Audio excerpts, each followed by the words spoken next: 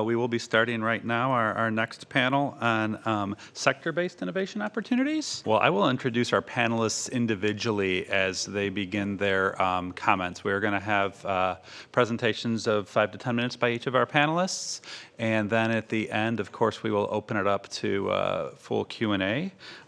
It's my pleasure to first introduce a colleague and friend of mine, Marco Costa. Dr. Costa is an active interventional cardiologist who in the last year assumed the role of Chief Innovation Officer and Vice President at University Hospitals Health System.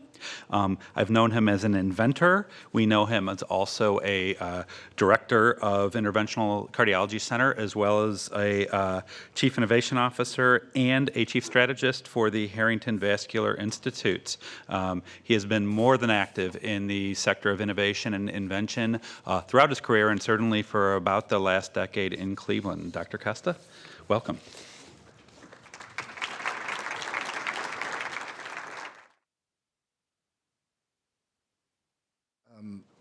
I'm also a professor at Case Western Reserve University and very proud of being a faculty member of this prestigious academic institution. And because of that, I didn't bring any slides because I figure I would like to have an interactive discussion with many of you and to discuss with you some of my new journey as a Chief Innovation Officer of a very large healthcare systems. We are now 15 hospitals in Northeast Ohio, $4 billion in revenue, and 27,000 employees. So you can only imagine coming from a very academic, traditional background, dealing with patients every day in the cath lab and saving lives at 3 a.m. in the morning. Now I get this open board with different cultures, different acquisitions of hospitals that we have acquired have to be integrated. So it's a massive challenge. But I'm here today to discuss with you what innovation means to healthcare. Healthcare now is probably one of the hottest industries. You see many of you in the room that might not be associated with healthcare, but over the past 10 months of my job, I have gone around both in the East Coast, particularly in Boston, MIT, where I'm affiliated with, as well as the West Coast in Silicon Valley and other areas, and I see a lot of new entrants to the market. And it's fascinating to see that everybody's expecting to come up with a very quick answer to the problems or to the challenge of healthcare. So the first thing I would like to share with you is that our idea of healthcare as a slow cycling industry should be revised. I think we have not experienced such a fast-paced change in an environment as we experience right now. So I would like to submit to you that when you think about healthcare as an industry, although we have secular practices, as a doctor, I do everything I've been doing for. My specialty is a little bit new because it's high tech, but my colleagues in the outpatient clinic are doing pretty much the same job as my colleagues last century were doing. Senior patient, discharge, give you orders, and so on. So that secular industry has been through a very significant transformation. And so if I have one advice for the group that are interested in joining this journey with us, be aware that healthcare is no longer a slow-pacing, slow-cycling industry. It's a very fast, and I would submit to you that it's probably faster than the Internet of Things that we talk today, because we are totally impacted by that. So why does that matter? It does matter because when you think about transforming healthcare, you have to think long-term instead of short-term. You have to think beyond the traditional innovation labs that have been placed in every different places that are cool, a lot of cool-looking people, parties, as we heard earlier today about Silicon Valley, nice of glass buildings and architectures. That doesn't transform healthcare. What transforms healthcare is changing the mindset and trying to understand what really matters to our patients and what matters for our consumers. First of all, healthcare should stop talking about patients and start about humans. I think the problem of healthcare is that we have actually been patient-centric. And don't shoot me yet, I'm a doctor, I am patient-centric. But I'll explain to you what I mean about the problem of patient-centric. And it's disruptive, people don't get it. We are very patient-centric in our practice of delivery of care, but because of that, we have ignored the human aspects of healthcare. We have ignored processes and procedures that are important for us to enable the provider to provide the best patient care experience that they can. So when a patient comes to us, we don't think about the family that's with them. We don't think about the spaces that we have created to accommodate them. We don't think about our employees, how do they live and how do they deliver that care. And therefore, we are focused on the patient-centric aspects of healthcare delivery. And then we have created this monster. Today, you go, tell me another industry that the person goes and have a service and leaves without paying, and somebody else comes and pay for the bill, and then later on, the bill goes to that same consumer, and that consumer does not need to pay. It's crazy.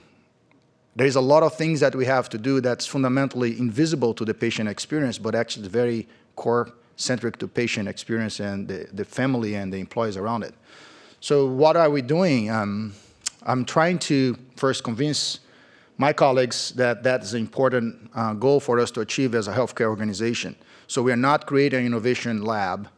We don't want to be called innovation center. And actually, if I succeed, my job should not exist in 5 years. That's my success. So if I transform university hospitals in an innovative organization, which is for many metrics we have 9 Nobel Prize of Medicine, talk about innovation. We have created the first human hospitals in the country many decades ago. We have invented CPR, neonatology units, and you name it. There are a lot of discoveries, and all my colleagues, some of them are pre-Nobel Prize laureates right now. So that's not the type of innovation we're talking about. We talk about innovation that actually is going to impact our community. It's going to create partners both in Northeast Ohio and across the globe. And it's going to empower our community to be a participant of healthcare delivery in a way that has never been done before. So healthcare is not about technology, although I am, as Joe mentioned, a prior inventor and failure in trying my 2 startups that never got off the borders of academia because I'm an academic at heart.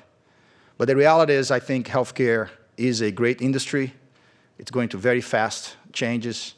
And the transformation that's going to happen, it's not going to happen tomorrow. And if the new entrants want to be part of it, think about ethnography. People come and observe. In healthcare, that's not enough. You have to have ethnography on steroids. You have to be part of the system. You have to surf on your skin, all the things that happen in the background until you deliver that care to your patient. So before you get in and you failed, as many others will, think twice that whether or not you really understand the system. And if you do, come and join us because we are open to innovation. Thank you for your attention.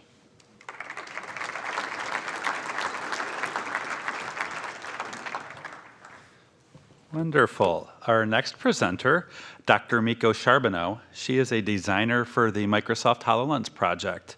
She is a writer, designer, and researcher. Her PhD studies actually focused on body-controlled dance games for education and fitness. And she currently is a primary contributor to the HoloLens project, which we will actually see this Wednesday at our Frontiers in Medicine session. She is also the author of more than a dozen mobile apps, indie games, and webcomics. And we look forward to her thoughts on, we have it here for you.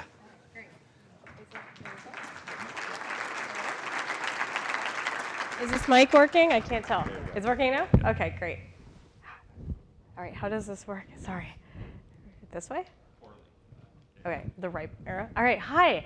So my name is Dr. Miko Charbonneau, and a couple of quick disclaimers. I ask you to kindly consider my talk to be my perspective and not an official statement from Microsoft. And I picked up a cold yesterday, so I kind of got this like husky, throaty kind of voice going on, and I apologize, but that's life, so let's just roll with it. All right, so let's just start the basics, right? I'm talking today about innovation and technology, and what is technology? Well, if you look online, this is the first definition you're going to find. Technology is the application of scientific knowledge for practical purposes. Or to put it another way, really smart people invent things and then explain it to the rest of us. And it's that second part that I want to focus on today. I went to school to be a programmer and a researcher, but I ended up a designer because communication was so fascinating to me. I thought, the best scientific discoveries are only as good as how you can communicate to people how they can use it in their lives. For example, let's say you invent a device, and when you shake this device, it can tell you in what direction with how much force it accelerated. And then maybe you ask your parents or you ask someone at a restaurant, hey, do you want to buy this? Maybe they'll say yes, maybe not. But if you make it look like a Nintendo Wii remote and you teach them they can pretend that they're playing tennis or bowling with it, suddenly you can sell millions of these. I don't know why the image looks like that, I'm sorry. But that's the kind of job that I wanted to have, and it's actually the job that I'm currently doing at Microsoft. I work for a studio called Good Science, and this studio was created to make experiences for a device called Microsoft Kinect. The Kinect is a small magic box that you put in front of you. It can tell that you are a person and what your body is doing. And Good Science created a bunch of games that showed the world what the Kinect could do. After that, lots of people in research labs and medical industries were able to take the Kinect to solve really hard problems. How do you get there? How do you decide that a rafting game is the best application to show people what a device can do? Well, we have something called the creative process. And it turns out that one of the trends in technology right now is to show transparency of process or just talk about how you do things. So I'm going to walk you through that really quickly right now. I'm going to show you how I created the talk that you're listening to at this very moment. So it starts with your goals and constraints.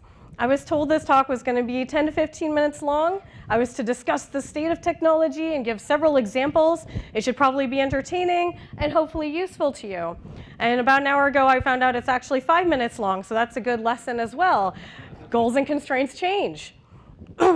Then I brainstormed a bunch of topics. I thought of what trends I thought were really cool and examples of technology that I like. And I made a list of things I wanted you to know about me. And finally, honed in on what I wanted you to remember most. Like, what's the overall concept I want you to remember when this is all over? I also did research. I asked Joe what he thought I should talk about, and Dr. Mark Griswold, who invited me here. I learned about you and what you might find interesting, what type of people would be in the audience. And I watched some of my favorite speakers again to get kind of inspired. And I practiced. When I drive around by myself, I talk to myself in the car. I think that makes me kind of a crazy person, but it's true. And I just talked about technology while I was commuting to work. I asked my friends and coworkers to listen to me, and they told me what they didn't understand, and I made adjustments. And I timed myself and adjusted the rest of the speech as necessary. Oh, and I failed a lot, too. Nolan Bushnell talked about that this morning. And yeah, you just try jokes, and they aren't funny, or you say your own words out loud, and they don't make any sense. So I throw out a bunch of ideas, and I write new ones. And finally, I decide that it's going to end. I cut the things that don't match my theme, and I accept the fact that I did my best, and it will not be as amazing as I wanted it to be, and that is okay, because perfect is actually the enemy of good. So this is the kind of process I do, whether I'm making an app or a game or user study or planning a friend's birthday party. And it's really great to have a process like this when you're innovating, because you don't know where you're going to end up at the end. Having a structure that you and your team believes in helps it be less scary when you're just jumping off a cliff into the darkness. Uh-oh, what happened? Speaking of darkness, wow. Couldn't have planned that myself. All right, so right now, my studio, Good Science, we are an experienced team working on Microsoft HoloLens. And a lot of the things that we're working on, I can't share with you today, but I did design and present a demo earlier this year, and I can tell you a little bit about that.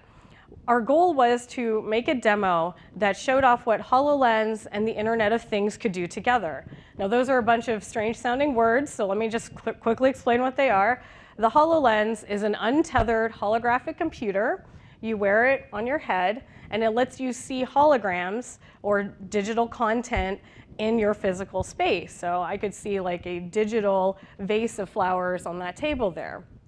And the Internet of Things, that is a term used to describe whenever you attach the internet to devices and appliances, so you can send and receive data. And usually these are things you never thought needed to be on the internet, like your microwave. So we were told to do this. We had an experiment we made where a robot could have the holograms attached to it. And here is my challenge. How do I tell you in 2 minutes how amazing this technology is, no matter how knowledgeable you are? If you're a developer, I want you to know that this is real running code that you have access to, but I don't want to lose the rest of the audience. And if you don't know anything about holograms or robots, I want you to see this as groundbreaking without developers thinking I'm talking down to them. So this is what we came up with. This is an animated GIF that didn't play, so that's another lesson about how speeches never go the way you want them to. But it's a good example. This is what, if you were not wearing a HoloLens, you would see on stage. This is a maker robot and the physical part of the demo. And then this is it with the holographic content. And I won't show the whole speech or the whole demo, but you can find it online by looking up robot and HoloLens. And basically, if you're wearing a HoloLens device or you're viewing it through this special camera that we use for stage demos, you can see the holographic content. And what's happening here is I'm using a holographic control panel to change the lights to purple, and it sends a message to the real robot and changes the LEDs to purple. And you can see even the robot looks impressed by this, so that kind of sells the point. Yeah, and the most exciting thing about this for me, though, was, we were so proud to do it, but especially proud because people were writing on Twitter like, I can't wait to get into robotics, and I want to learn about this mixed reality stuff. And one of my coworkers has a 3-year-old son named Evan who thinks that I'm like his career hero, and he wants to like build robots now. And I'm just really proud that my work could do that, because it's almost exactly like this moment when I was watching TV a few years prior and I saw Abby Lee on stage demonstrating the Kinect for the first time, and that was when I knew I wanted to work at Microsoft. Or even this moment when I was in high school and I watched a documentary about movie special effects and realized that you could get paid to blow things up and make puppets, and I knew I wanted to work in entertainment and that computer science was how I was going to get there. Or even when I was little and I peeked up at my dad's computer and he showed me this funny box called a modem, and he said that white text on the black screen was us talking to people from around the world. And these kind of moments, they made me who I am, and it kind of brings me back to that original definition of technology, because something about this is kind of bothering me, and it's that word practical. I know practical just means doing something instead of thinking about something, but it kind of has a serious tone to it. And I think that's selling technology a little bit short. Is it practical to inspire someone to want to learn or to make them laugh or to ease their pain? I'm not sure it is, but it's definitely meaningful. And I think innovation in technology is all about making the world a better place. It's about making lives better. And you can do that with words and emotions and communication as well as actions. So with that, I'm going to wrap up really quickly with some kind of action items, advice on how you can communicate your innovation better. As I said, Nolan already covered this. Failing is just as valuable as succeeding. You might have heard the terms fail fast. We have a motto at work called create without fear. And sometimes it's easier said than done. Even if that's your policy, you can be scared to do it. And I want to encourage you that this also goes for communication. Sometimes you pitch someone your idea or you show them your prototype and they don't get it. And it doesn't mean it's a bad concept. Maybe they don't understand it and you have to figure out a new way to teach it to them. Also, I'm a big believer in diversity, and that means where you grew up, what language you spoke as a kid, what your hobbies are, what your interests are.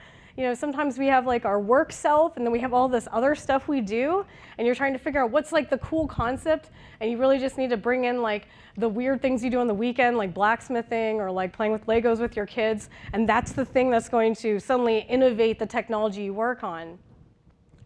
And finally, listening. It sounds basic, but if you're not listening, you're not communicating. So, when your teammates say, I have this crazy idea, do you immediately turn it down, or do you kind of take a moment and think, wait, is that actually crazy, or could we do it? And similarly, when you watch customers and when you watch users, what they say without their words, when they're struggling to do something because it's the only way that they can do it, or they're fighting with software because they're just used to using it, those are opportunities, those are pain points, and we can innovate on those opportunities.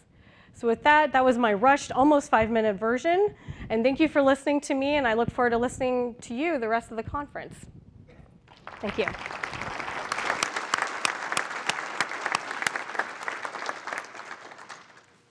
Wonderful. Now my pleasure to introduce Chuck Fowler. Many of us in this room know Chuck. He is the former president and CEO of Fairmount Santrol. He is still the director of the executive committee there. He is also our chairman of the board of the trustees of Case Western Reserve University and sits on boards of Flying Horse Farms, DDC Clinic, and the Greater Cleveland Water Alliance. Finally, we're proud that in addition to a small school in West Lafayette, he is an alum of the university, having got his executive MBA from our Weatherhead School of Management. Thank you, Chuck.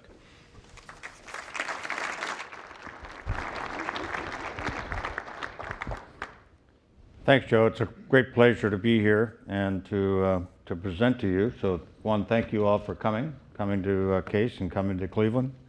As Joe said, I'm the past chairman and CEO, or excuse me, president and CEO of Fairmount Santrol, which is a mining company headquartered just east of here. I've had the great pleasure of also being the chairman of the board of Case Western and watching the growth and the opportunities. And at our last board meeting, I had the great pleasure of wearing a hologram glasses and getting a demonstration. It's amazing, absolutely amazing. Now I'm here to talk a little bit about innovation from a standpoint of what's happening in business, what are some of the strengths that are going on, and I'll be more specific to actually what we're doing at Fairmount Santrol. We're again a mining company. We're about as old as you get, and we're serving the glass and the foundry industry, oil and gas extraction, and of course golf course sand. So one of the things that we have done is we have really built a foundation of sustainable development. And this may sound like a strange innovation, but in business yet today, this is an innovation. It's still something that's really catching on and going forward. But to us, it is the basic groundworks of innovation because it's people. It's all about people. It's involving people in what they want to accomplish and what they want to do in their community and their lives. So we really have focused ourselves on building that foundation of sustainability. Just a couple of points. We've, over the last number of years, we've donated over 100,000 paid man hours, paid working hours, volunteer time. We have one of the goals that we set early on, and I say we, it was using the appreciative inquiry process that I had the opportunity of being introduced to while I was here at Case with David Cooperrider. We utilized that process, and in 2005, we came up with the idea that we ought to become a zero waste facilities.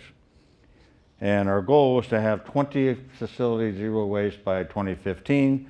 We have exceeded that, and we have 25 of our facilities are zero waste.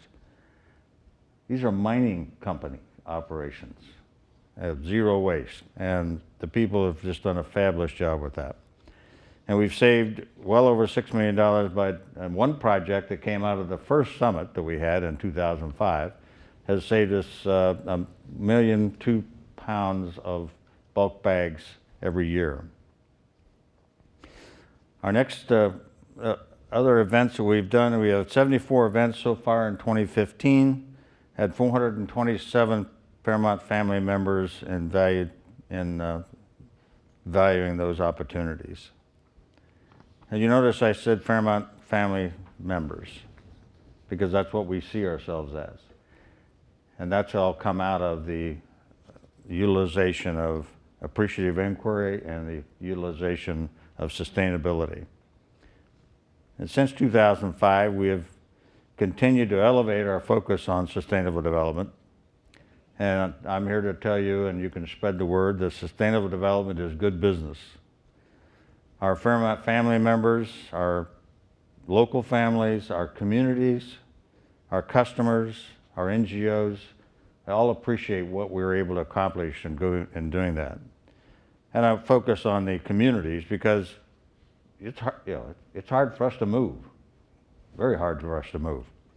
So we need to be in a community and so forth that allows us to be there. And this really worked well. And the other part of that is that SD pays. When I first started talking about sustainable development many years ago to other businesses, leaders and so forth, they would all say, well, how can you spend that much money running that kind of an operations and letting people go to meetings and do those kinds of things? So we started keeping track. And as the report shows here, the 2014, we ended up net savings of 5.6 million. So it pays. And it pays in not only in dollars, it pays in community, it pays in your family. Our retention rate is 83%, so it pays in all different categories. Plus, it's the right thing to do. and it's part of our do good, do well philosophy. Now I want to jump to a program that is happening here at Case Western Reserve University and happening in our business school. And it's come out of, again, a number of opportunities getting together and so forth. And it's called Aim to Flourish. And we're creating a business for good and focusing on the event of business as an agent for world benefit. And as we heard a little bit about from Peter Drucker this morning, Peter Drucker always said, every opportunity or every problem, world problem, is an opportunity. And focusing ourselves on appreciative inquiry and focusing ourselves on Aim to Flourish, where we're looking for all of those examples of business doing good, business innovating, and businesses who are becoming an agent for world benefit. So we've started the program of Aim to Flourish, and through that we have ended up with the website, and you're welcome to go on that website. As a matter of fact, you're invited to go onto the website.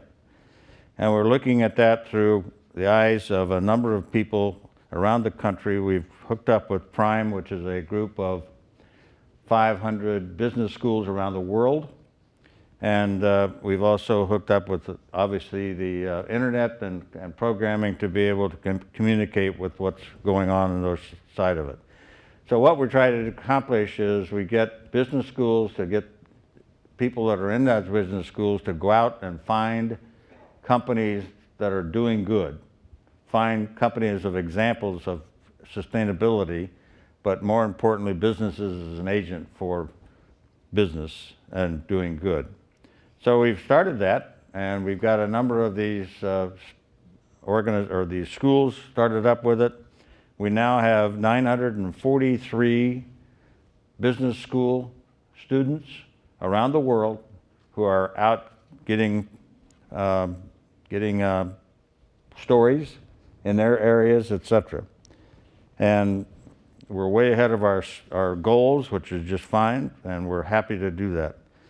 As we look at some of those paradigms, one of them I want to just talk about a little bit is this one from Indonesia, where the students went out and found and then worked with a company to make plastic bags. Is a big problem in Indonesia, and maybe it's a big problem all around the world. And they found a business and a company that's making plastic bags out of tapioca. So tapioca biodegrades in 2 weeks, and it becomes a non-risk opportunity.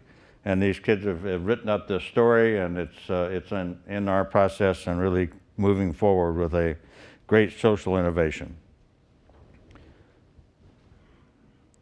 Next, in June of 2015, we had the great opportunity to launch the Aim to Flourish at the United Nations in conjunction with the Global Compact and the efforts that are going on there. So we were able to sign up a number of universities, and we now have, again, a number of those on there. And this is just a picture of us gathering a bit in New York while we were doing the opportunity of flourishing and announcing the Aim to Flourish program. So together, we can flourish. And I invite you to join us at aimtoflourish.com. There's a way there for you to either insert an idea, a thought, a product, a company, and a way for then our students, wherever they are around the world, to go talk to that company and find out what it's doing, how it's doing it, and how we can spread that opportunity around. And it's a focus, again, to create a world where business is an agent for world benefit and increase the good around the world and flourish. And I hope you enjoy the week and a few days, and thank you, and take special care to enjoy the Case Western Reserve campus. Thank you. I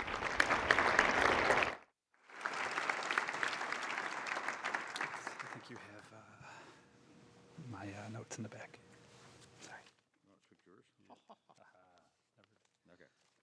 to say. Thank you, Chuck. All right. Our last panelist to speak, as we've already heard from Dr. Williams, and then we'll open up for questions, is Jack Daly.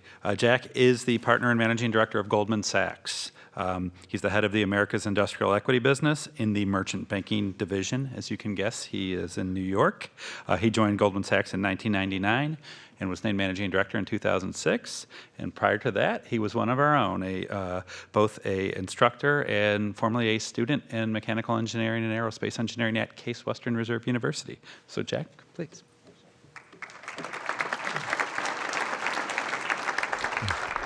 Thank you, Joe, and hey, hello, everybody. I have to tell you, I did come in from New York. I woke up at 4 o'clock this morning, hopped on a flight to get here, and I love being on campus. This place looks fantastic. It really does. I mean, well done.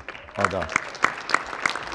I have to pick a little bit of a fight with Joe, though, because I think he had something to do with putting this panel together. And I'm sitting here, I'm looking at, technologists leading places in, healthcare, innovation, the chairman of the board of directors at Case, and you throw a Wall Street guy in here? Come on. And you have me follow the chairman of the university, which, okay, that's just bizarre in a couple of different ways. But let's muscle through all that. And by the way, Mr. Fowler, as a pioneer of really, doing good and doing well, anybody remember the John Adams documentary on, his life and everything else? Very eloquent speaker. He's going off to Europe to try to raise funds. And he has his daughter Abigail, and he's right at the door. And here's a guy who could talk for 7 hours straight. He looks his daughter in the eye. The only thing he says is, do good and be good, and walks out the door. For 10 years, when I thought about your company and your philosophy, I always draw the parallel. So well done. Thank you. So I did, I was asked to talk about innovation in large organizations, and I will give you a Wall Street perspective, but I have to tell you, it really comes down to a lot of the themes you hear about, through the other speakers. It's people and it's just doing things. And for me, it's individuals, it's inspiring other individuals to just go out and do things. We have to be joined by former Dean of Engineering, Tom Kicker, here, who was a professor and Dean of School of Engineering when I was a student and then an instructor. It was the single most important influence in my life from an innovation and just setting the standard standpoint. So it really does come down to people. And at Case, we had a culture, it was more of a microculture, and I look at it now, it's more of a macro culture of innovation and really instilling in people just a desire to go out and do things. So what I'm going to do, I want to give you a couple of examples, one from a little while ago, admittedly, and then another from more recent, where we're thinking about innovation in the job that I do now. What I do now for a living is I lead our private equity business buying industrial companies around the world. So I buy companies from about $500 million to $15 to $20 billion. We control those businesses for 5 to 7 years, try to create real value for the funds that we invest, and then return that money to our investors. And we do that by innovating, finding ways to grow, finding ways to improve businesses, and it's a continuous process for us. So, but I do want to take you back a little bit because a very good example, I think, of innovation started here on the Case campus. I have a short video clip. If the technology works, let me just run this and I'll give you a little bit of perspective on it as this goes. Finally tonight on the American agenda, how to make a student come alive. In the debate over how to reform the American education system, one point keeps coming up, and it applies from grade school to graduate school. American students don't have enough Sam Donaldson, contact right? with the real world. They don't connect what they learn in the class with what's going on outside. On the agenda tonight, making the connection. Our agenda reporter is Beth Nissen. X plus x cubed over 2. Undergraduate engineering students sweat through a class on heat transfer. The square root of the Reynolds number based on x. It is how most engineers spend their time, with numbing equations and theory. Any questions? Engineers aren't typically thought of as social conscious people. They're often, considered the person in the back room of the lab who doesn't really know what's going on in the rest of the world. Jack Daly, a young instructor at Case Western Reserve University, drills his own classes in theory. But after class, he leads an innovative program that lets students get their hands on and their hearts in the work of engineering in the real world. The students volunteer their time and use donated raw material to custom design equipment for disabled children and adults in the area. They go University beyond hospitals. spark of an idea to actual construction. This student team is modifying a car so it can be steered by foot. Most of the group's 18 projects are simpler. A tray to add workspace to a walker. This is as Fowler as it got. Mechanical toys altered for a boy with severely limited movement. Students often find that high-tech knowledge does not always answer everyday needs. This is one example. A local children's hospital needed an adjustable underwater platform so therapists could work with children too short to stand in the therapy pool. Engineering student Tammy Sainer helped develop the student's first platform design.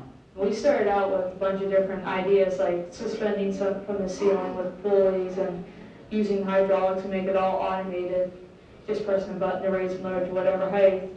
Then we realized we had to make this ourselves, and it would have cost thousands of dollars. We're going to understand. The eventual design? A strong, lightweight platform made of milk crates. To adjust the height, therapists place the platform on top of more milk crates. And how expensive are the materials? Well, we actually did buy the milk crates. Students work not only on products, but with the people who need them, like 5-year-old Hannah Jones and her therapist. I made it smaller for you. Student Julie Grubaugh and a team of colleagues developed this one-of-a-kind sleeve for Hannah, who has cerebral palsy. She has a tendency to bend and lock her left arm against her chest. Command it.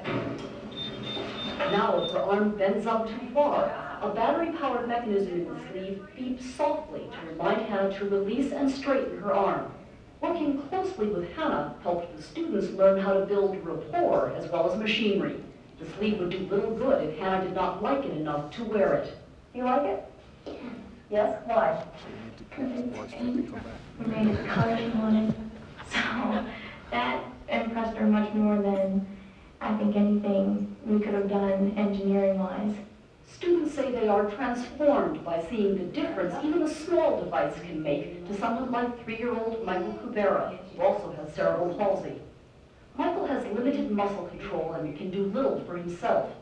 Students Jennifer Palmer and Rob Schiaparini put an especially sensitive switch on a toy car.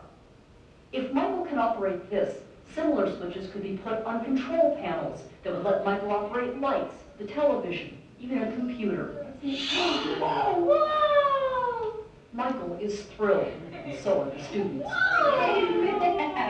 I've never seen a professor light up over a project like that. So, As word of the program spreads, it is attracting more students to engineering, including some from other disciplines. They see the real benefit of engineering. That might make somebody think that, hey, I can make a difference as an engineer. the type of work that we're doing is engineering for your next door neighbor. It's engineering for your child. It is engineering real change in human lives. Beth Nissen, ABC News, Cleveland. That's our report on World News Tonight. I'm Sam Donaldson. For everyone here. Okay, so 25 years ago was a long time ago, admittedly. But if you think about, the kind of impact those kind of things have and where that, where that develops. Roger Cerny, who's also in the audience today, running the Case Alumni Association, sponsored an event where we had Frank Rudy, who was a world-class innovator, designed the Nike Air Sole, among a bunch of other products. And as a student sitting in that room, like a lot of the students sitting in this room, I heard a guy who was talking about doing cool things, working with Michael Jordan, making a fortune, developing innovative products. And he was just saying, look, just do it. It's the Nike tagline, but he actually brought it to life. And then coming out of that, just saying, just do it. It does make sense to do that, but you have to have resources, you have to have people around you, and you have to have a culture that actually inspires that and encourages that. And that's what we had way back then, and seeing the progress now and all the resources we have now is terrific.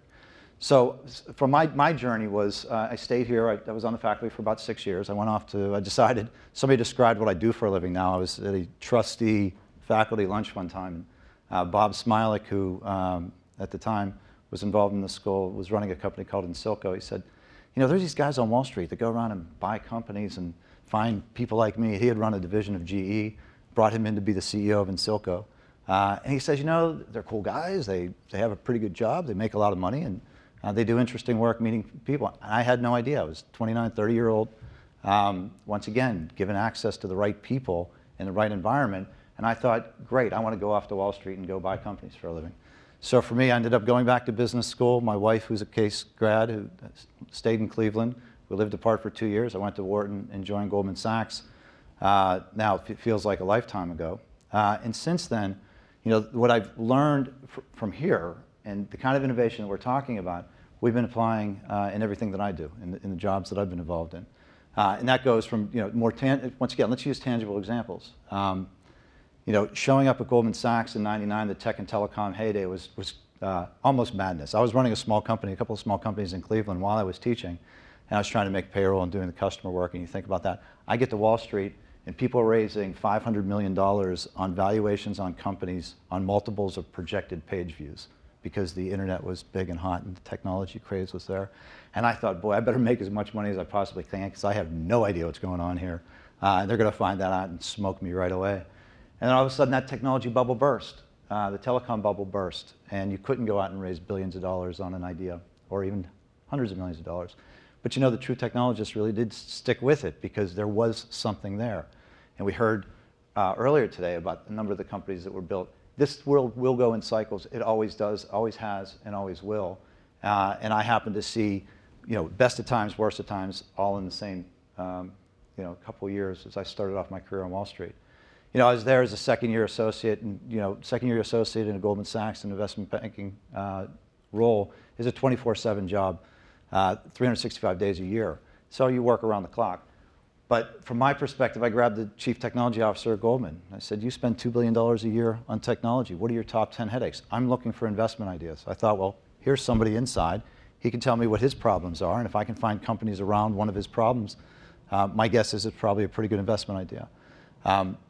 Once again, reaching out to people and just, you know, I had my day job. It was a tough day job, but go a little bit beyond that day job to find those other ways to be innovative is what I learned here and what I was taught at Case.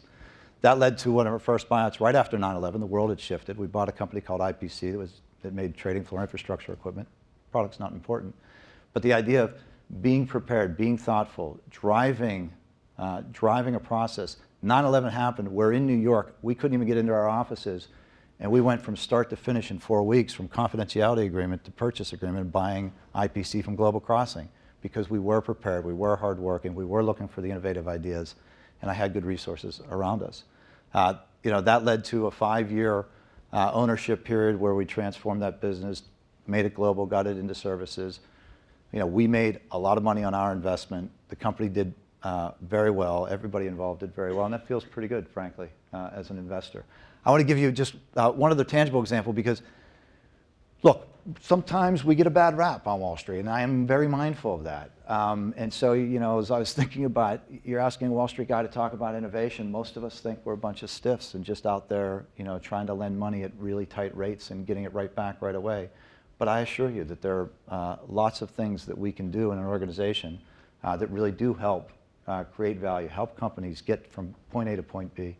You know, we had another one, anybody here from Canton, a company called Keenan Advantage, fuel hauling business.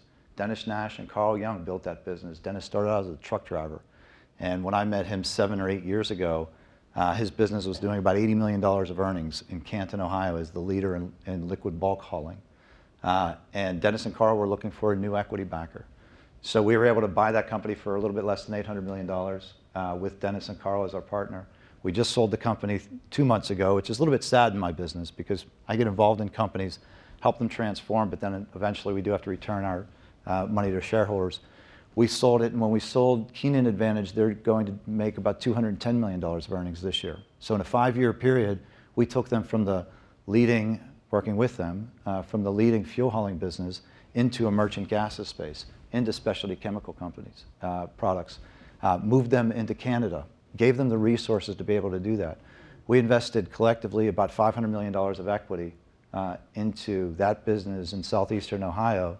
That's a growth business that's, you know, employing 7,000 or something like that truck drivers in North America. Terrific business and great stuff. One other short clip. to put in perspective innovation and really putting capital work, working with management teams. And I think we have a link that's going to tee it up. This is another story. It's a couple family-owned businesses that we got involved in. And in this one, we invested $800 million in a company called MRC Global to take two very strong family-oriented, family-owned U.S. companies and turn them into a Fortune 500 company. But this is a short clip.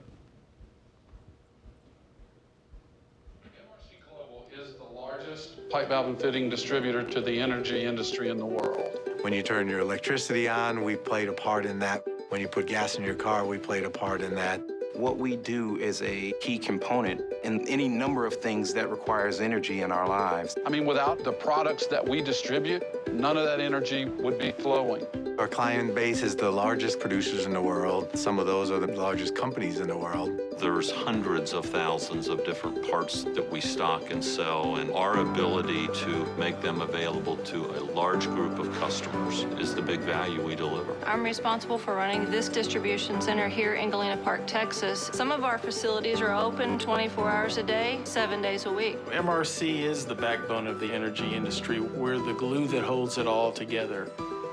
It started with the company called McJunkin Corporation in 1921. Three brothers-in-law built a business of supplying pipe, valves, and fittings in the industrial eastern United States. Goldman Sachs made an investment in McJunkin in 2006, and we merged with a company out of Oklahoma called Red Man Pipe and Supply. Both companies had ideas about becoming more relevant in the space. Goldman Sachs came in and helped the families think bigger and even dream bigger about what the company could become. Bringing in a Goldman Sachs to provide that global perspective. We were there as a catalyst to help those two groups work on becoming one company with a global growth strategy.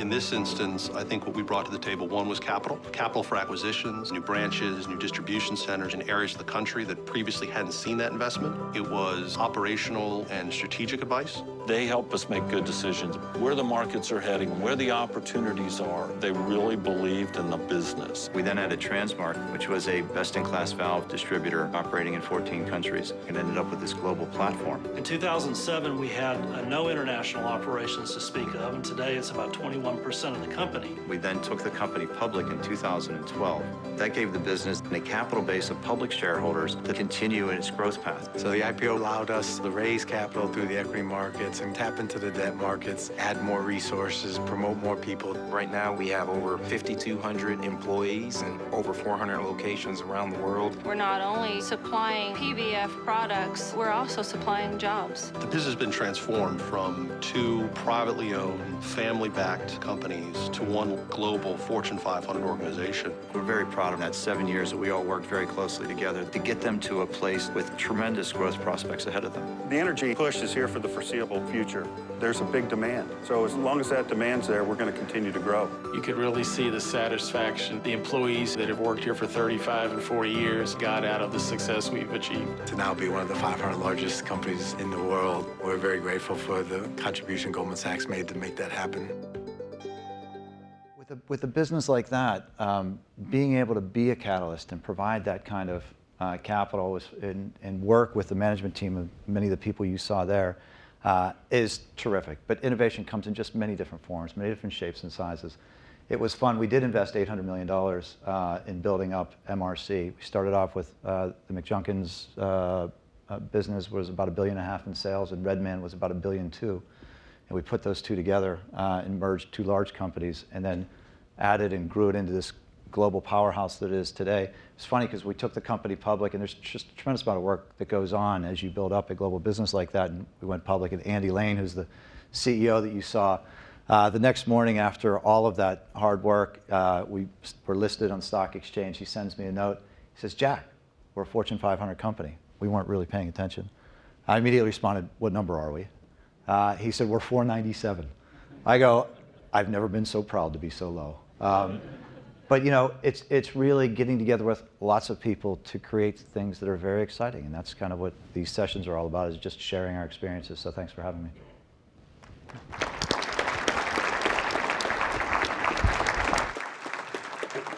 All right, thank you. That was exciting.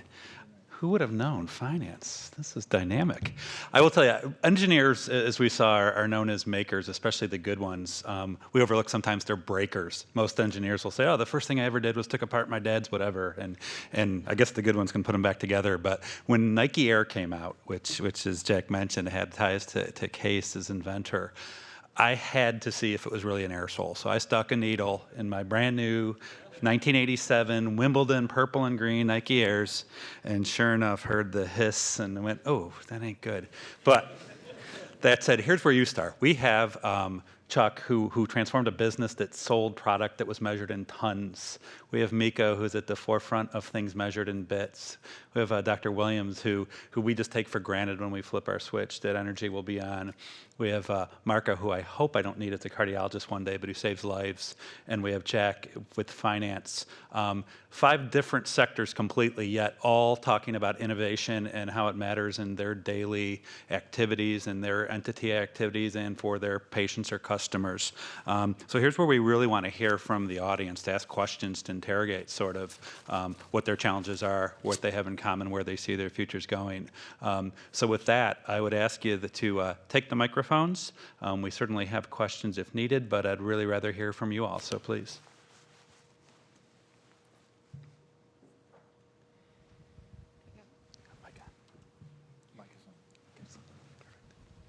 Hi. At Los Alamos, my sister did embryonic research on magnetoencephalography, which is sensing electromagnetic signals from people's thoughts. And I hear there's recently been a major technological breakthrough where they are now able to put hundreds of sensors around a person's head.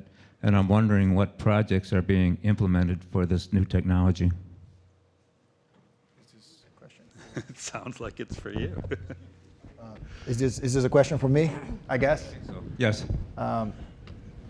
I don't know much of this particular technology. Can you elaborate a little bit more? Or?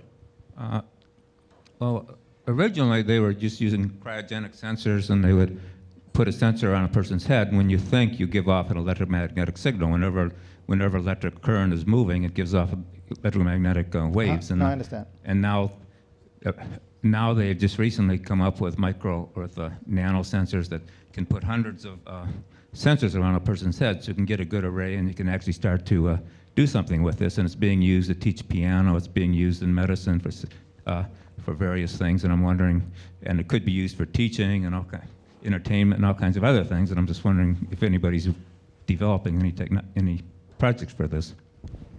Okay, got me? Number 2? Okay, so I think you're talking about functional magnetic resonance, really exciting new technology. Because you've got the multiple sensors on there, you're able to not only sense that a person is thinking, but figure out what part of the brain is thinking that thought. This is a huge and amazing new area of research. It is teaching us a lot about how people's thought processes happen in their brain, and understand the linkages about how one sort of stimulus triggers your interest in innovation in another one. So its applications in learning and development and better ways of teaching are huge. Way beyond what you're talking about. I mean, 30 years ago, they'd have a person reading a book, and they could see what kind of responses they were getting from the person then. Now they're actually using it for teaching piano and that kind of thing. Yes, absolutely, because you can now see, as a person does this, what part of their brain is lighting up, and then the person can, of course, adjust, say, well, try to light up that other part of your brain. Yeah, it's amazing. Is anybody developing anything on that you're aware of right now? Or? I believe the area is hugely active.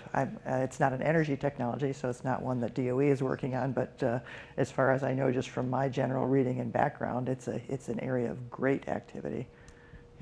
We have a question here from our Remesh app, which again I invite you all to use in addition to the microphones. Miko, surprisingly, to some at least, Microsoft is entering its 5th decade. How has it been able to keep its innovative spirit and not become just a giant bureaucracy? Nice. You guys want to get me in trouble, I see. Well, like I said, I'm not an official spokesperson, but I'll tell you, as a relatively new employee to Microsoft, I was twice an intern there. And if you know anything about how these tech companies are treating their interns, it's really crazy. Like these, we big parties and gifts and just like, it's a very exciting opportunity for young people. And it was exciting to be there as an intern and be kind of appreciated as like young blood coming in. I personally was excited because since I got that amazing opportunity this year to be on stage at a big Microsoft event, and I've always loved Microsoft products myself. There was this USA Today article that had a photo of me wearing the HoloLens, and it said, "Microsoft's back." And I thought, yay, I did it. Like, I made Microsoft cool again. So, so I think, yeah, I do think this is like a really awesome time for the company, and every big company kind of has to reinvent itself, and getting kind of new employees in there and taking risks is a great way to do that. Please, Mike, will you go with the mics if it can, please? Good morning. I think I'm on. Sorry. Okay. So thank you for your presentation on your verticals and your sectors that you're doing.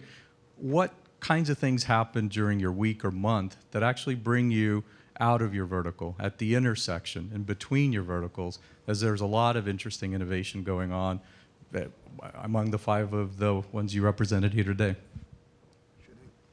Please. Oops, I'm on. Yes. I think you raise a critical topic in innovation. If we are not outside our vertical, we are not innovating by definition. So during the week, I'm always outside the vertical unless I'm in the cat lab treating patients. I interact with Museum of Contemporary Art, engineers at Case Western. Some of the videos you saw here is from University Hospital, Pediatric Hospital Rainbow, that intersection, because of the campus here. If you go around, if you're not from the area, you're going to appreciate how compact, how urban design it is, and it's easy for us to integrate. So to me, 99% of my life is to think outside healthcare and to interact with people and bring people together. So yes, that's critical. And we are deliberate on trying that in many different areas. Museum of Natural History, for instance, is part of our council. Maybe I'll build on that just a bit. Look, I think the world allows us to be, much more global, have much broader perspective on things, and the corporate idea of silos way back, I just don't think that's relevant these days. If you look at all the successful large companies, and we're 35,000 people at Goldman Sachs, and I've never felt more entrepreneurial than being in a firm of that size, right?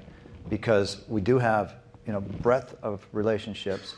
I'm in a people business, so I'm meeting with people, discussing things that have nothing to do with industrial companies. Industrial companies, I do business services, building products, manufacturing, packaging, distribution, aerospace. But I will talk with anybody at any time about global trends and what's happening around the world, because most businesses of size have to understand what's going on in the consumer market, have to understand what's going on in the healthcare. Energy, obviously energy plays a big role in some of the businesses I'm involved in. So it's that broad connectivity that I think most of us have to stay on top of. But just to add to that, the utilization of appreciative inquiry in a company and the utilization of innovation and getting it embedded in the entire company and not a little silo that the innovation officer's in charge of. And it's been fantastic from the standpoint of what you generate and the kind of people that you develop and their development. Please.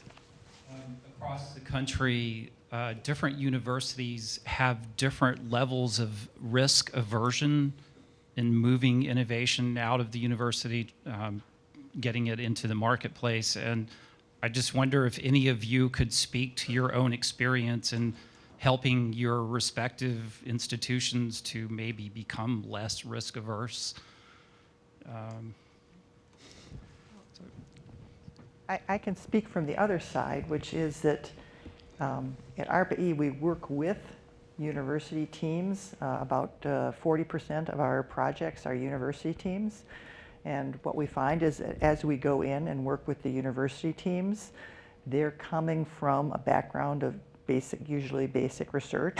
And we actually work with them very hard on introducing them to commercialization ideas, customer engagement, reaching out, managing their IP, and developing their technologies for moving out into the commercial sector.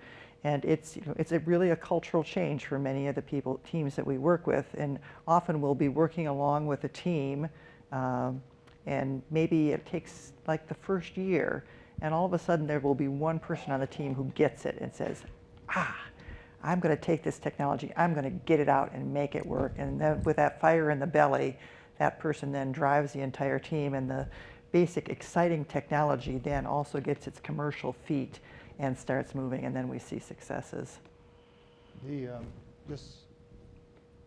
Just to add to the university and healthcare, kind of combined two sectors that are under this concept of risk aversion. And we have to understand the incentives that are behind this. So if I'm a basic scientist and I have my NIH grant does not allow me to take much risk outside that, so I have to renew next year. So how salaries are incentivized, what's the incentives of the tech transfer office of these institutions. So if we don't change that fundamental premise that leads to the behaviors that we see in people, we are not going to change. So a lot of the individuals with the universities are the most people that are taking risks today, the basic scientists and the scientists in general. But when you put this together, the incentives are not there for this to become a commercial product. So how you manage, and you have to also understand what are the main purpose of universities? You know, are they to be commercial entities, or are they to educate people? Are they to produce science? So, and then we want an university to be all things of all things, and I think that might be a little far stretch. So the idea here is now, how can you take a university and integrate it into an ecosystem that actually enables them to take that commercialization to the next step? And that's the big challenge, as opposed to trying to transform a university into a commercial entity. That's not going to be, because the incentives are not there, the purpose is not there, and people are not there to commercialize. Can I add a perspective on this? When I was in high school, I grew up in Pittsburgh. When I was in high school, I went to Carnegie Mellon in the summer of my junior year to take physics and calculus, and then came to Case for engineering. And at the time, so that was in '83, Carnegie Mellon had just invested in their computer building. They probably had the computer program before then. Case was #1 in computer engineering. My wife was a computer engineering student. I met her here. And she came here when she applied. Case, I think, had the #1 or #2 position in computer engineering. Carnegie Mellon leaned in hard, invested real resources, built a facility, built a program, and did remarkable things. And as a kid from Pittsburgh, I love seeing that part of the country do well as well. I'd say when I look at what's going on at Case, we had a leading position in computer engineering and then stopped innovating for some period of time. Jeff Dirk, if you spend 30 seconds or more with Jeff Dirk from the School of Engineering, you now understand there is passion, there's vision, what's going on with the Think Box, and being able to not just, this isn't just an engineering exercise. They're bringing in all parts of law and business and investors and advisors, as well as the technologists and the art, the Cleveland Institute of Art. Of course, that's how the work gets done. We thought we were innovative when we had mechanical engineers working with electrical engineers 25 years ago, right? But think about what's happening now on campus. And if you have a board that supports efforts like that, and you have people who can drive it, and you put real resources into it, and the community like this gets together, I mean, where can we be in 5 years or 10 years? You can really change things. Yeah, and I just want to say, there's kind of two things for us. One is that create without fear mentality that I just briefly touched upon.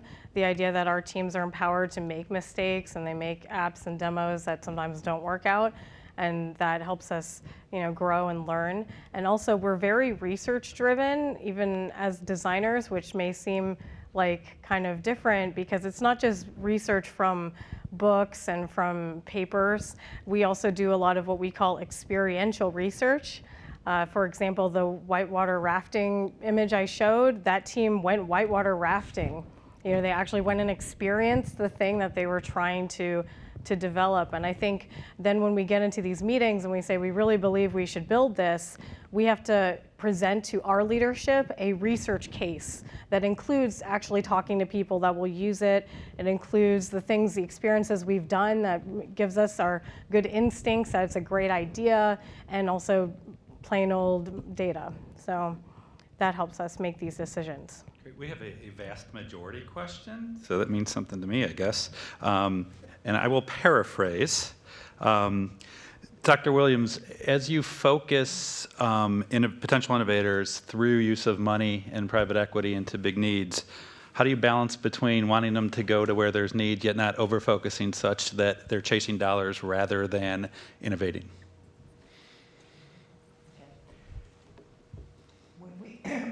We've spent a lot of time in defining our program goals. So I told you about how we have focused programs.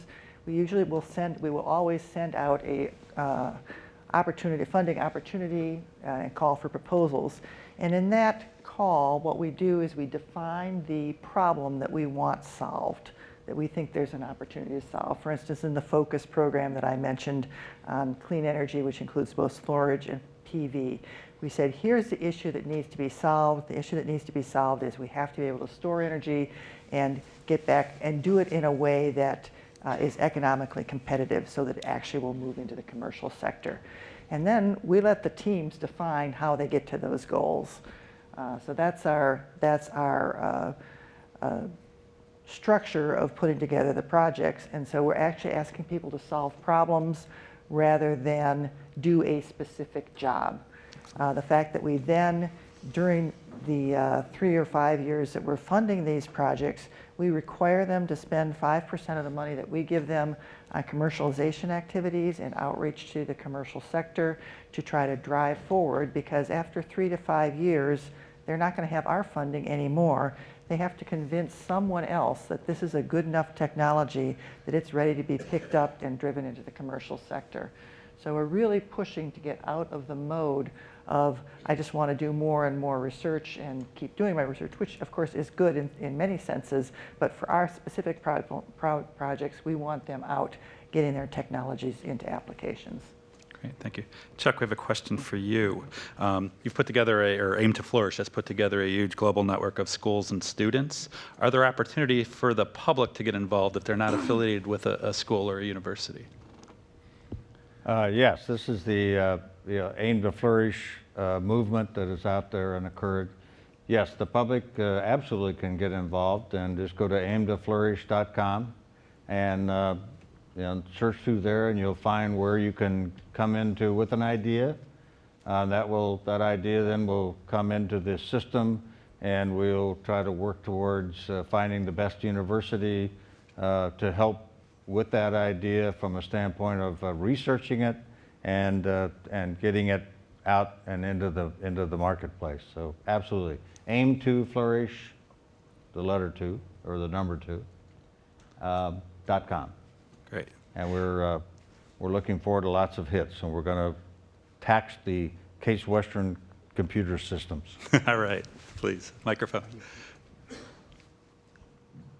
Good morning.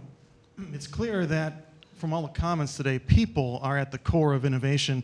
I'm just curious if you can pick 1 or 2 top, maybe executive programs or leadership programs that you've seen your organizations or other companies use to promote or develop and even attract that talent from the marketplace. Oh, excellent. So how do you create or find leaders for these important roles?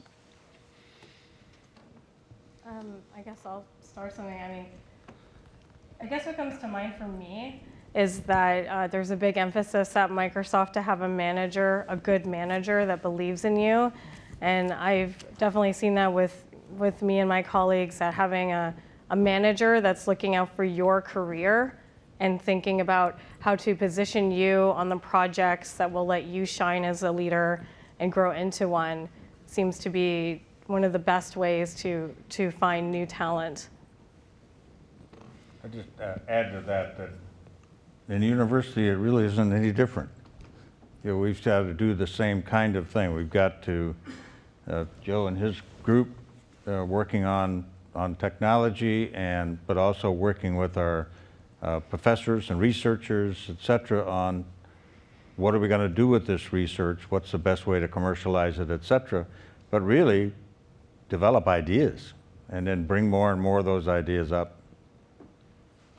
I have a perspective on that. I had the real fortunate experience. A friend of mine, another kid from Pittsburgh, who's an active duty Navy SEAL, SEAL Captain, they call him Bam Bam, SEAL Captain Bobby Smith, who's 27 years in the SEAL teams, brought his senior leadership team, and they're the guys who run all of our special forces in Afghanistan, to Goldman Sachs, and we had a high-level senior partner discussion on leadership development with the most senior leaders who were going over for a 2-year tour to run all of our special ops in a very hot spot of the world. And we were talking about leadership development, and we were sharing perspectives. They wanted us to talk about risk management and leadership development, which is kind of funny because nobody uses real bullets in our business. And so that was a little odd, but we tried to find common ground. And on the leadership development side, the selection process, number one. I mean, we are 35,000 people at Goldman Sachs. When we went from a private partnership to a public company, people said, you know, isn't the culture going to change? And, you know, the only way you change a culture is by hiring different people and changing the incentives. So I think you select people, those 35,000, we select one at a time. I went through 25 different interviews before I got a job at Goldman Sachs as an entry-level guy out of a business school. After you go through the selection process and you get many of those decisions wrong, or you misplaced somebody in the wrong position, or you thought there was something else, you have to have a leadership development set of tools and experiences around them. And even whether you're in special forces or on Wall Street, those kind of processes, when taken very seriously from top leadership and become part of the culture, that's how you end up developing the talent that we all need, because it really does come down to talent. Please. First off, I want to say this is a really awesome group of people. They put together very multifaceted and very, very smart people. My question is, how do you see the venture capital firms becoming innovative in the future as they've got competition from crowdfunding, which is just seed capital now, but you can see the writings on the wall where at some point it's going to grow and grow and grow. So how does the venture people stay in that game, and how's the game going to change as far as financing? And, you know, it's obviously bringing more innovation very rapidly to market. So kind of your input from everybody, or anybody that got one guy up there is financial, but there's some other really smart people might key in too.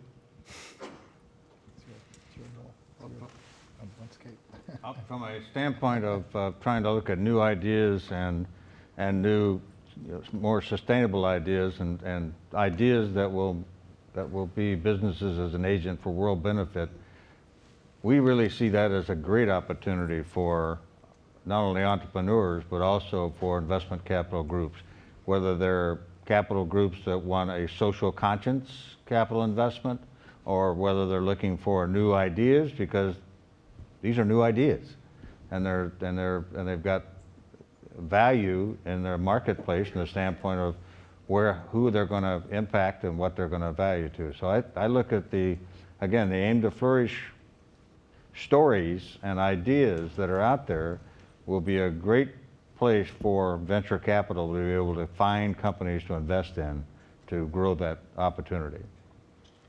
You know, my perspective on it is, look, it is a very competitive world in the investing world, venture capital or leverage buyouts. I do more leverage buyouts than venture capital, but it's similar. But you know what, though? Put in perspective, it's never been easy. I mean, I look back at the Raiders in the 80s who were doing, 20 times debt to equity, billion-dollar buyouts, and you thought, wow, it looked like they were just picking money up off the ground. It wasn't. It was a highly competitive market back then, and it's a highly competitive market now. I think the way I think about the world today is, one is our society, and we still are better in the United States than everybody else at this game. We really are. We're doing our best to screw that up in some ways by pushing out our financial strength out to the rest of the world. The number of offices we've opened up in Singapore, China, and Zurich will shock everybody here. It shocks me, and it started about 7 years ago. So we are doing our best to screw that up, but we are still the best at that. There's a lot of capital out there chasing ideas right now. To be a successful investor, you really have to have skills that you can come in and find a manager of a company and find ways to bring something to that manager of the company to help that that man or woman do a better job and help them with going into a part of the world where they're not familiar, but you have boots on the ground and you can do that. Helping them think through making product decisions or technology investments. And you really do have to add value. It's no longer just an ability to lay a couple of bets down and see what pops up. You really have to be hands-on with the businesses, helping them create value. And I think that's ultimately what happens. And then the world's pretty fair. People who are not good at this will blow a lot of money, right? You can lose a tremendous amount of money here. And those who are good at this and can find ways to create value will attract more capital and become more successful. I'm actually bullish on the overall theme, although I do look at the world and say it's a really competitive place. But that's, you know what? That's okay. Let's just let the better people, do a better job. And just to give a physician perspective to a topic that I shouldn't be making comments on, my understanding of crowd funding, and I have the opportunity to work with Christian Catalini, who actually is a deep scholar on that topic, is that it provides access of capital to ideas and ideas to capital, which if you look at the world map today, there is a highly concentration of capital in one areas and a lot of ideas distributed around the world that this capital sometimes do not have access. So it's actually a positive thing.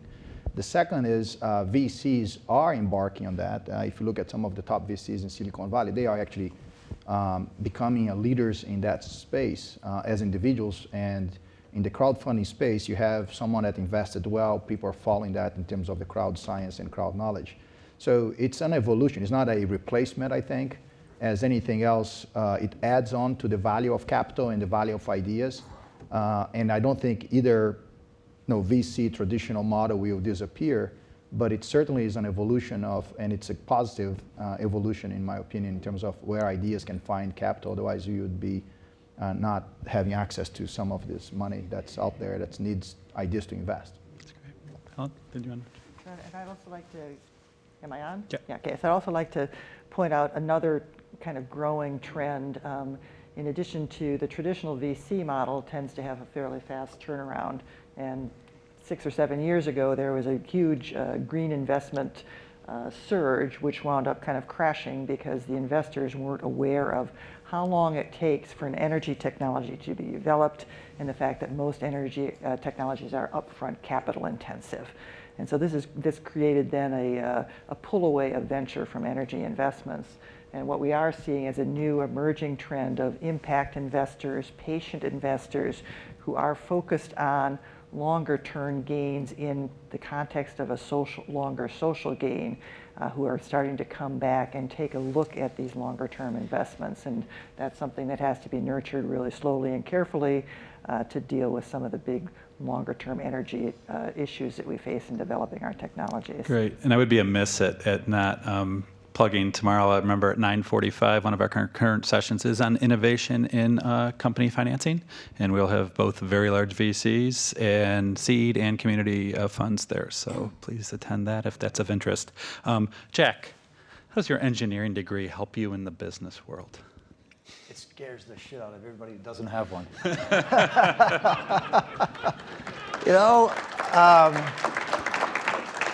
I'm sorry, I had to say it that way because I have 2 engineering degrees from Case Western Reserve. I mean, that matters, right? I can't say at the end of the day, beyond just gives you a little bit of that edge and people say, well, I can't really, when he walks the shop floor, he actually knows what he's looking at. Or when we talk about a new product, we actually have to spend more time with him because he knows. So they assume I know more than I do, frankly, at this stage. I've been out of it for a while. But that engineering background, the discipline and the rigor is paramount to what we do. I mean, we are certainly analytical based and very rigorous and very thorough. That comes from your engineering training. Your decision-making processes, how you go through thinking through a problem and allocating resources, that comes from it. I had Professor Tom Kicker talking and teaching design and creativity. So being able to think outside the box and push in different directions and being thoughtful and when we sit in our investment committee processes and go through making investment decisions about things that are happening around the world, and it's a new drug therapy in China coming out, and there are 18 of us on the investment committee that are making decisions and allocating the money over there. I can come at it with a rigor that I would not have had had I not had this background. So I think it helps in lots of different ways. Great, thank you. We have a big audience poll question for the whole panel. Any suggestions on how to help organizations who are focused on the youth of installing a culture of innovation and risk tolerance or risk acceptance into our emerging leaders? Please, Chuck. You want to start? You're at the end. Okay. Thank you so much. So can you paraphrase that a little Sure. bit? Yeah. The question is, what advice would you give for organizations who are working on creating an innovative culture in our youth? Well, I think one thing we just heard was how important the rigor and discipline of a core disciplinary training is. And so I would like to really emphasize that I'm often asked by young people, oh, I want to get out and make a difference, and I see you working in this energy technology, and couldn't I just go out and start making a big difference? And my answer always is, start out first and build your own core strengths so you have something to stand on and build from. And so I would say, I would always emphasize that building those core strengths, but looking back on my education a little bit earlier and not here at Case, I really feel it also is incredibly beneficial to couple that core educational strength with activities that really get people out into trying things in a risky environment where they can fail and still succeed. Chuck? Yeah, I think when I'm not at work, I tend to do a lot of kind of talks about STEM programs and getting into technology for students, and I think one problem we have is like some people, when they hear no once, it's enough to get them off the path forever. And there's this kind of, you want to convince people or show people that it's okay to pick yourself up. Like it's okay to be embarrassed, to not know something, to be rejected. And it's amazing to me how many of even my coworkers have said, oh, I never went into games because when I was in college, someone looked at my resume once and scoffed and said, like, no, you'll never work in games. So they just decided they would never even try. And then now they're like one of the best executive producers I've ever met. So I think that kind of culture is one I hope we could encourage youth to embrace, the fact that it's all right to be told no, and you don't have to, it doesn't mean you're stupid, it doesn't mean you have to give up. You can keep going after that, and in fact, I'm sure everyone here has been told no, and at every panel we're gonna see this whole conference, I'm sure everyone's been rejected once or twice and had to keep going. So that kind of culture, I think we can cultivate better. Great. Chuck? Certainly creating a culture that brings out the ideas, and it's okay to have ideas, and it's okay to bring those forward. And I think the other next step of that is to really try to get everybody in the same room and let it be able to be talked through and talked out and hear everybody's thoughts and so forth. You know, we've talked for years and years and years about silos, but we don't really need silos.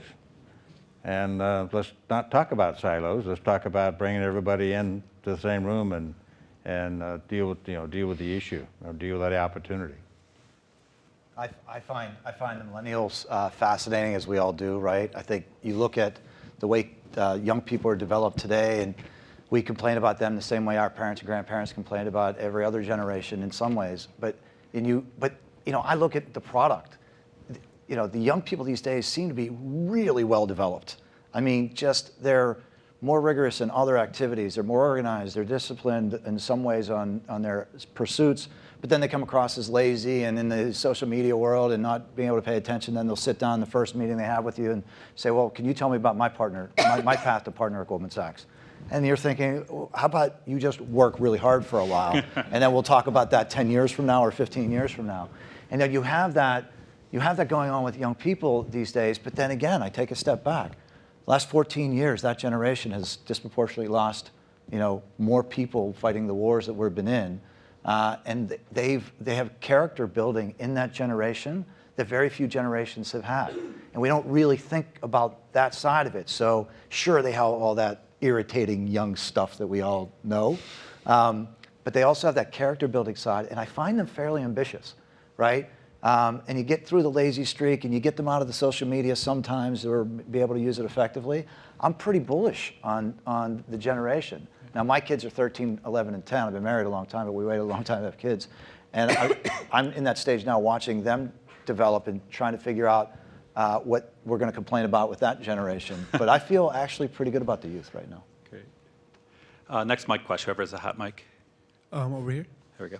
Hi, Sean Wheeler from Design Lab High School here in Cleveland, and I'm working in a very urban environment. I'm working with kids who come from a culture that has produced innovations like hip hop, right? Flipping the cross Bronx Expressway into an artistic movement that's taken over the world.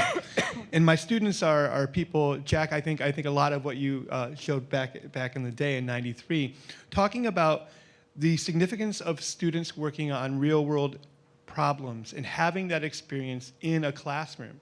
As a public educator who is siloed to the nth degree, I wonder, how do I connect my students who have a million problems in our own neighborhood to solve, right? My students encounter problems probably more than most engineers in this room, and that's just on the bus ride to school.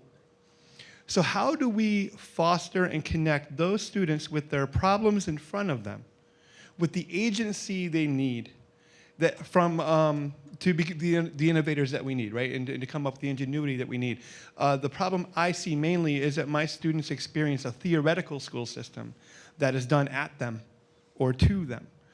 And so within your organizations, I'm curious about how you foster agency as we shift from a situation that was largely siloed, largely not valuing that, to the agency required for innovation and problem solving that it seems like we all in this room want, but my students are entirely disconnected from. Can I?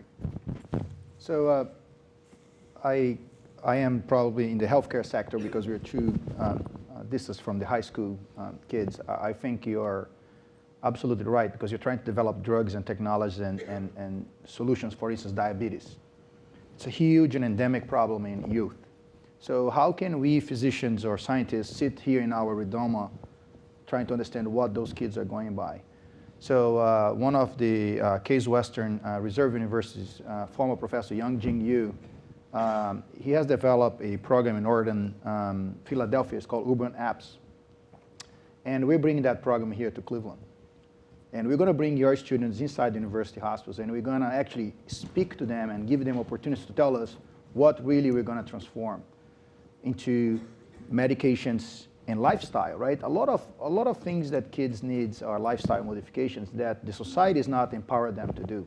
So this is what we're going to be doing in 2016. So I'm glad to talk to you offline and see how you can help us into that. But we are very aware, we are very engaged, and Young-Jin Yu might be coming to help us leverage our Northeast Ohio school systems to create this new paradigm of treating youth diseases and preventing diseases that I am going to see in the cat lab later in the future. So we are really much into that aspect.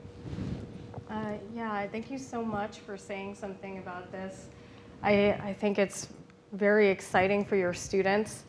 You know, I think at least I hope all the big tech companies are investing in diversity, and part of the reason is that there's actually more money in it, because if you can have people from diverse backgrounds designing products, you will invent more patents, you will invent more products, you will reach new audiences.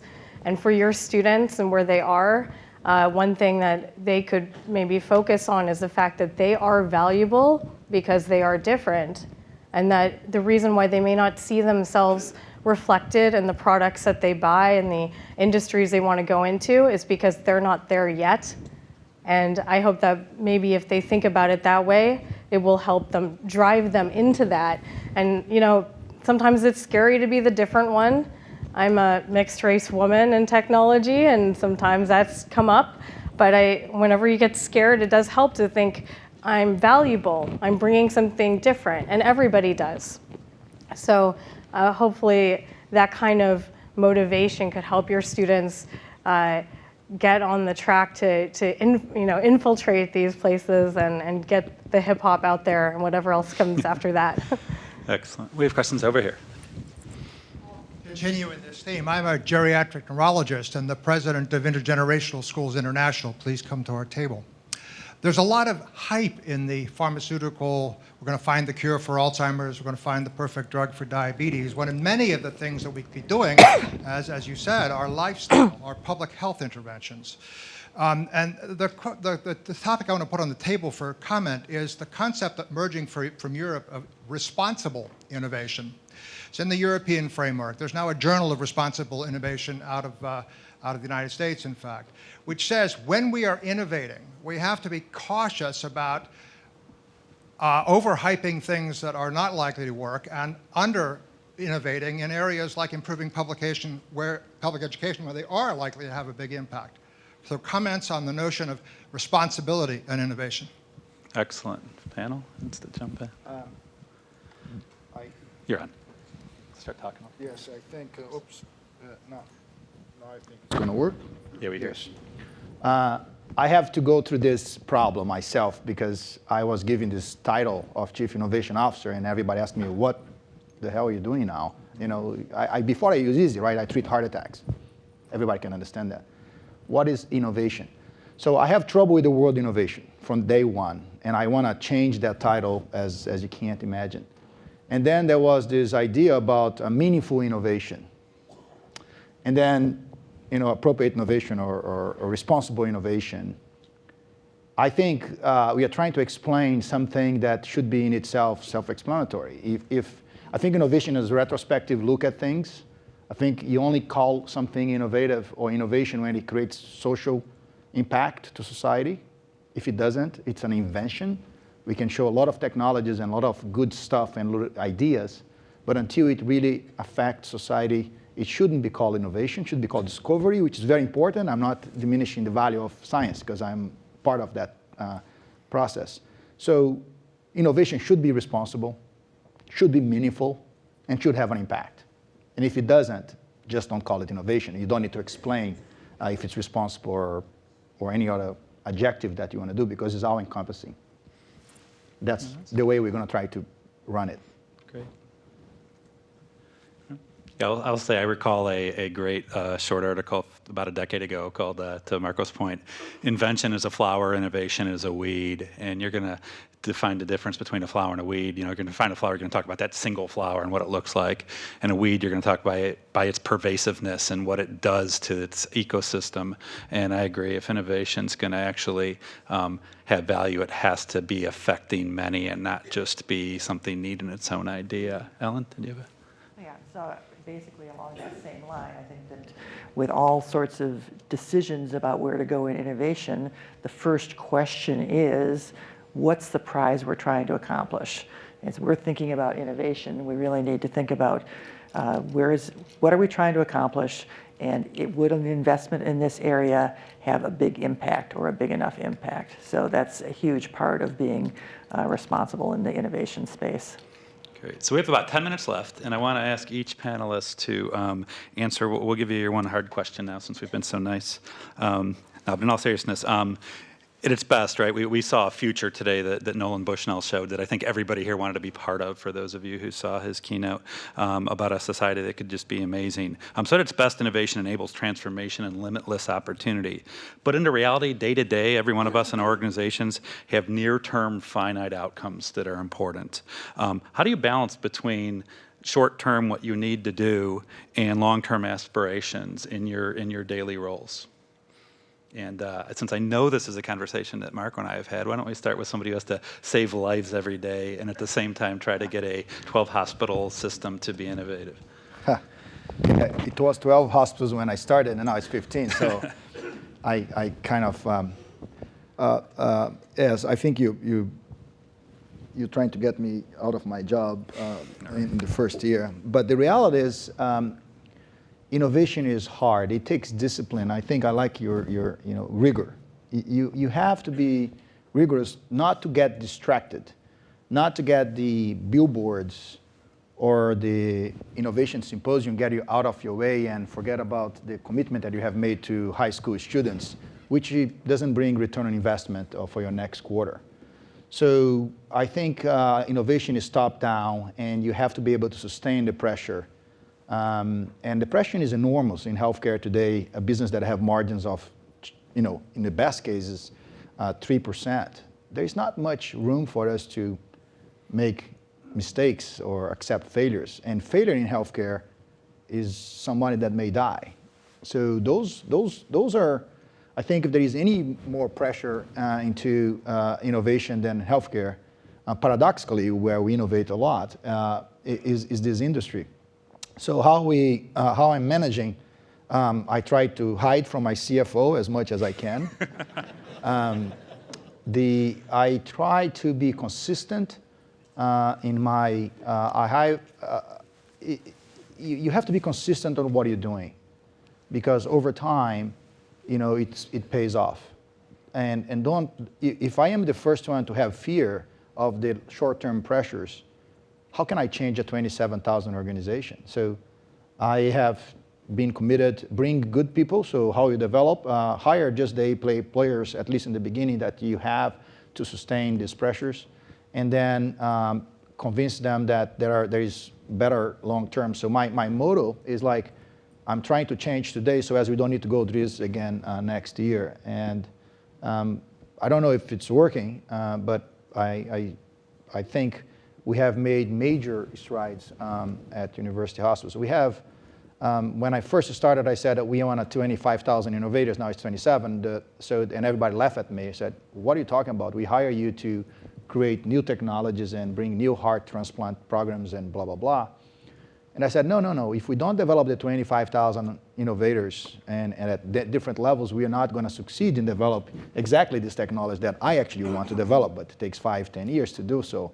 So creating, serendipity engineering, which is Mark Greenswood in the back there, we have talked about this a lot, is what we're trying to do, and that is a long-term journey. We will succeed because we're disciplined. So it's hard work, discipline, and focus, and you have commitment from the top, which we believe we have. So Tom Zentis, the CEO, and our board has made that commitment to allow us to take this runaway, at least on the next 3 to 5 years, to really get off the ground. And the returns that's going to come is going to be multiple fold. So focus on the future, not just on the short term. Okay, thank you. Jay? My view is very much just do it. You have to work extraordinarily hard, and you just have to get it done. I view my day job as my day job, and I always have. And then you look for where you can really be an athlete, where you can go above and beyond and figure out ways to move the needle that nobody's expecting. When I talk to my team and any of the students that are here in the room, if nothing else, just keep that in mind. As I think about, as a controlled buyout investor, I have about $3 to $5 billion of equity invested in businesses. I could wake up all night and stay awake all night worrying about those companies and those investments. But you know what? I have a team I have to develop. I have to bring on new people.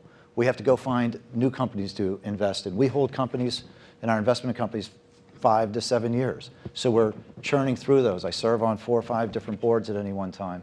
And you can always, if you want to process your life away, you can always find things to do. You can always do that. If you really want to move the needle, you have to look beyond. You have to do that. You have to get that stuff done because there's no substitute for it. You can't just slack off somewhere because you're being great somewhere else. You just have to put the time in, and it's Frank Rudy. You just go out and do it. You just make it happen. I think from, not only from a company standpoint, but also university, but I speak from the company standpoint, is really, really genuinely making sure that everyone has an opportunity to be heard and that their idea counts. Then you're leaning on them to bring whatever it is that they would like to, and or their thoughts or response to some other idea. But it's really, at least in, certainly in our area of innovation, et cetera, it's people, because we're all dealing with people. We're not dealing with robots, although sometimes we are. And we got to get as many of those ideas in the same room and focus on the same idea as you possibly can. I think the short answer is we have people called producers that make giant Excel documents and then tell me what to do in the time we have. But if you are one of those people that has to decide what we do in the short term and the long term, I think it's helpful to think about tiers that have deliverables along the way that are useful. If you do something in one order, maybe you don't have something to show for 3 years. And if you do it the other way around, then every month or 3 months, you have a new application or new add-on to what you're building. And that's very helpful for morale of your team and also to show people kind of the growth as it goes along. And I think the last thing I'd like to add to this great conversation is that certainly in ARPA-E, everybody in our agency is completely energized by the long-term goal, making energy sustainable, hugely important for the future of humanity. And as we go through all the day-to-day discipline and rigor of getting every element of what we need to do, from developing people through developing technology, we always come back to that focus. Whenever there's a question, you look at, what am I doing? Why am I doing it? How am I doing it? And you just look at your long-term mission. You say, do I see a path to that mission? Yes, I do. Okay, I know I'm doing the right thing. And so there's a constant check against your big vision as well. Wonderful. All right, with that, I'd say please let's thank our panelists. Okay.